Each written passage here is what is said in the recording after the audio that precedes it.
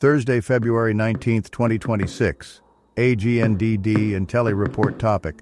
South Korea's former president Yoon Suk Yeol jailed for life for leading insurrection. Please pardon any visual and informational inaccuracies in this partially AI-generated article-based video. South Korea's former president Yoon Suk Yeol jailed for life for leading insurrection. Ex-leader sentenced to life imprisonment with hard labor over failed martial law declaration in 2024. Rafael Rashid in Seoul. The Guardian. Thursday, February 19, 2026, 04.02 EST. A South Korean court has sentenced the former president Yoon Suk Yeol to life imprisonment with labor over his failed martial law declaration in December 2024, finding him guilty of leading an insurrection and making him the first elected head of state in the country's democratic era to receive the maximum custodial sentence.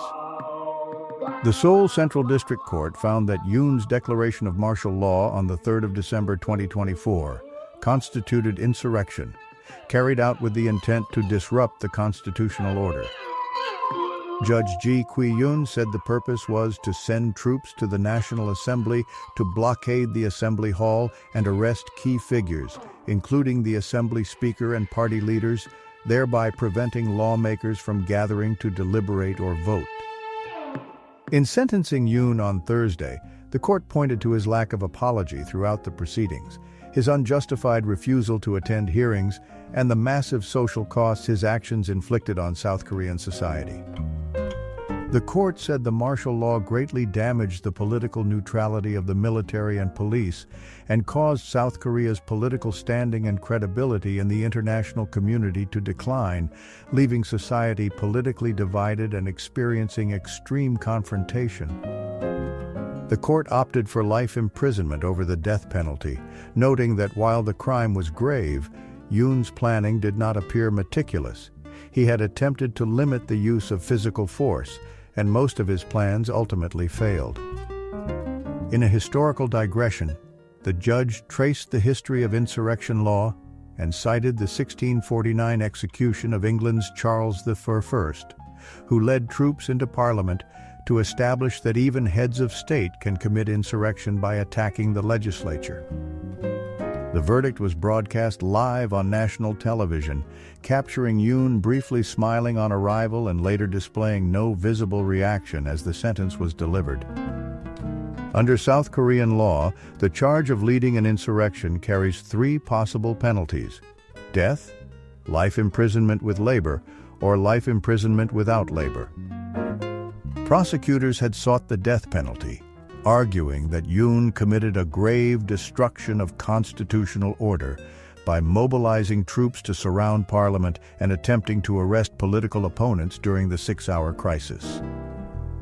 The verdict came 14 months after events that marked the most serious threat to South Korea's democracy in decades.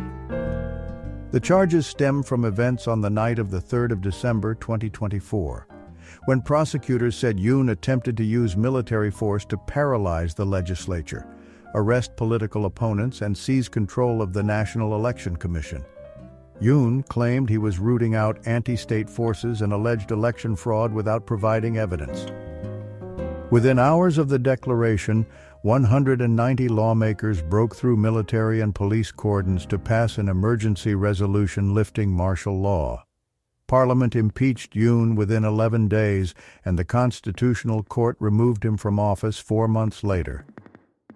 Outside the courthouse, hundreds of Yoon supporters waving South Korean and U.S. flags and chanting "Yoon again," initially cheered when the judge dismissed some prosecution evidence but turned hostile as the ruling progressed.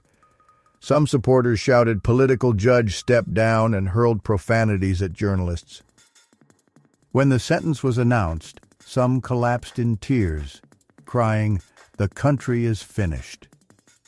About 500 meters away, progressive groups erupted in cheers and embraced one another, though some expressed disappointment the death penalty had not been imposed.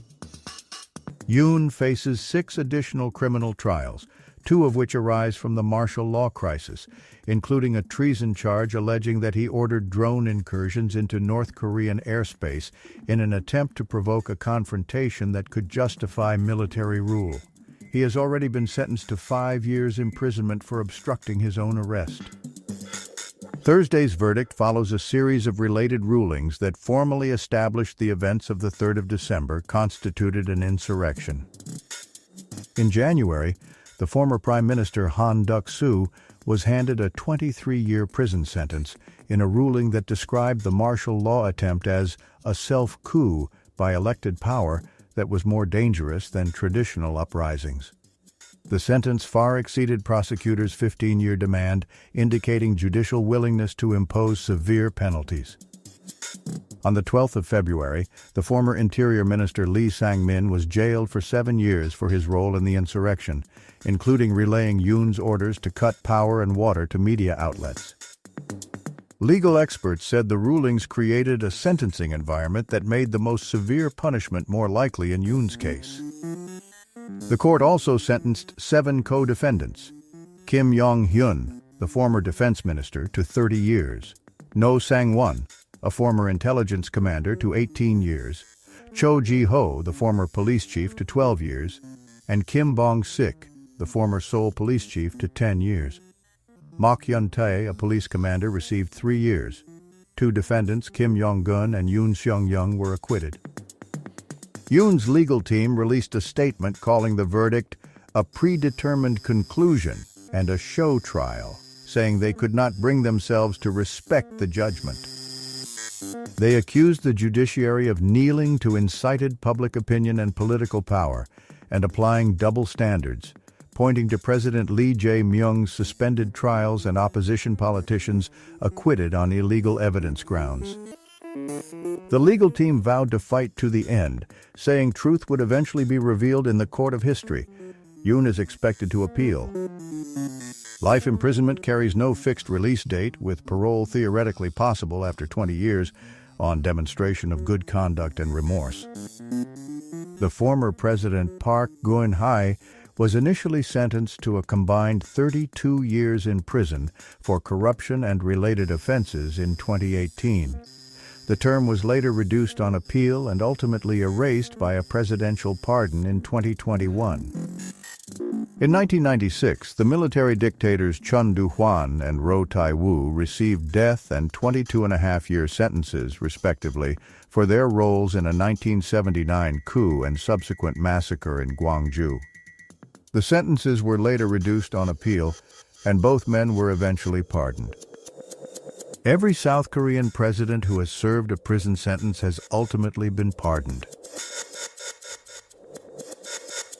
Thank you for watching this AGNDD Intelli report, dear viewers. Please like, subscribe, and click the bell button to get notified during new uploads.